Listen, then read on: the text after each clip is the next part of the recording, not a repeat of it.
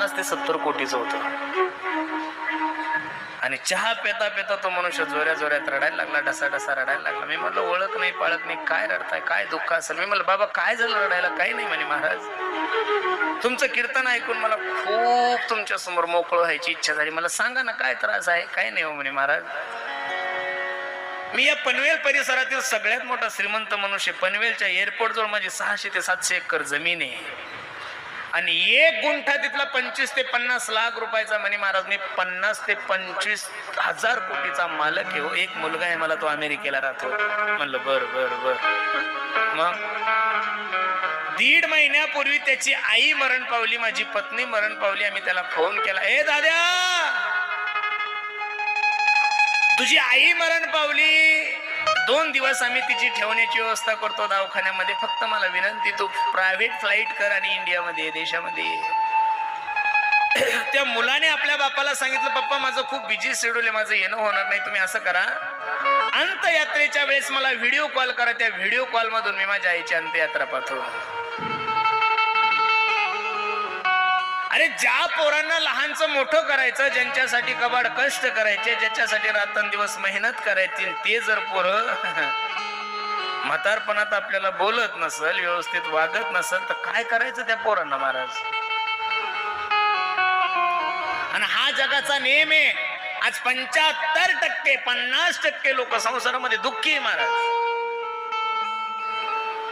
पोरं बोलत नाहीये, घरात कोणी सांभाळत नाही. अरे जे आपल्या मायबापाला सांभाळत नाही त्या सर्वांना माझी विनंती, तुम्ही सुद्धा कधी ना कधीतरी म्हातारे होणारच आहात ना.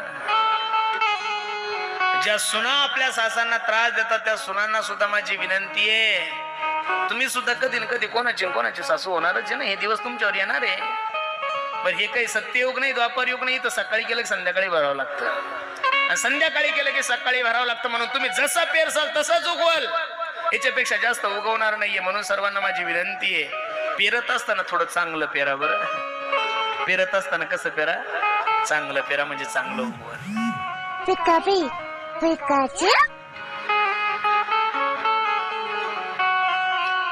गजेंद्र रडायला लागला आणि गजेंद्र विचार करायला लागला, ज्यांच्यासाठी मी सगळं काही केलं ते मला असे सोडून जातील मला असं वाटत नव्हतं. या जगाचा नियम आहे.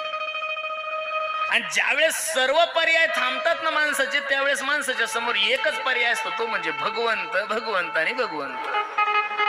नको नको मना गुंतू माया जाळी, काळ आला जवळी घासा वया, काळाची उडी पडेल बा जेव्हा सोडविना तेव्हा सोडविना, बंधू पाठीची बहीण सेजेची कामिनी, दूर राहे सोडविना राजा देशीचा चौधरी, अनेक सोयरी भली भली तुका म्हणे तुला सोडविना कोणी, एका चक्रपाणी वाचून या.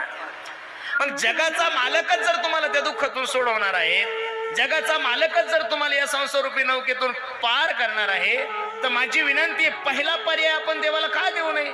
लोक शेवटचा पर्याय देतात. सगळं करून करून करून भागले की मग म्हणतात चला आपण आता देवाला नमस्कार करू. अजिबात नका करू. गजेंद्र विचार करतो, काय नाही केलं मी यांच्यासाठी? असे अनेक लोक आहे महाराज. कधी तर वेळ भेटल्यानंतर मंदिरात जाण्यापेक्षा कधीतरी एखाद्या वृद्धाश्रम मध्ये जा आणि त्या वृद्धाश्रम मध्ये जाऊन त्या लोकांशी चर्चा करा महाराज. एकाही वृद्धाश्रम मध्ये तुम्हाला गरीबाचे मायबाप भेटणार नाहीये. एखाद्या वकिलाचे भेटतील, डॉक्टराचे भेटतील, कलेक्टराचे भेटतील, उद्योगपत्याचे भेटतील, बिल्डराचे भेटतील. आणि त्यांना जाऊन विचारा. काय लोक सहजच म्हणतात की महाराज आम्ही नाही राहू शकत त्यांच्यासोबत. अरे तुम्ही सुद्धा उद्या कधी ना कधीतरी म्हातारे होणार आहात.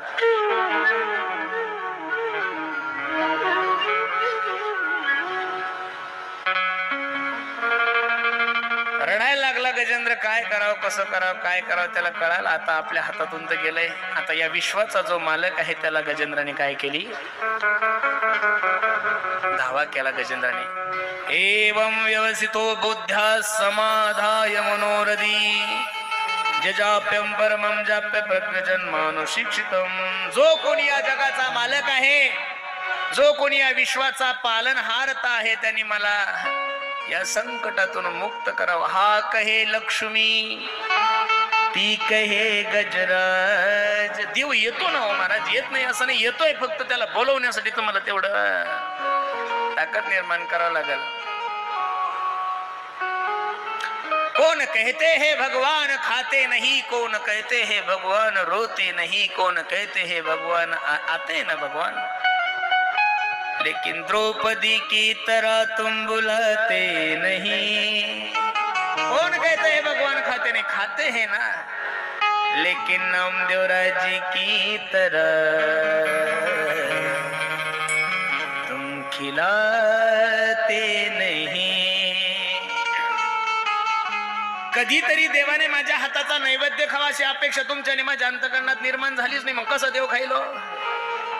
एक मारवाडी भजन आहे, थाली भर के लायो रे खिचडी, जय हो। थाली भर के लायो रे खिचड़ी, ऊपर घी की बाटली, थाली भर के लायो रे खिचड़ी, ऊपर घी की बाटली। जी मो मारा श्याम धना, जी माँ में बेटी जाट की जी, माँ में बेटी जाट के, थाली भर के बेटी जाट की।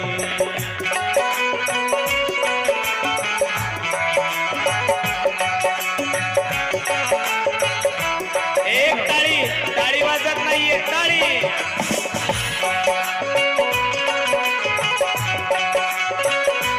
जय हो।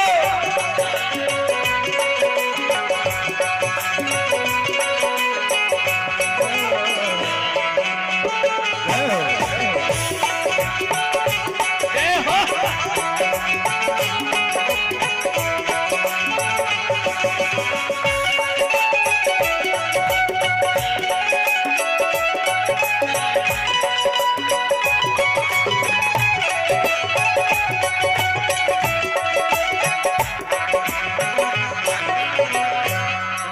बाबा मारो गाँव गए हैं, ना जाने कब आए,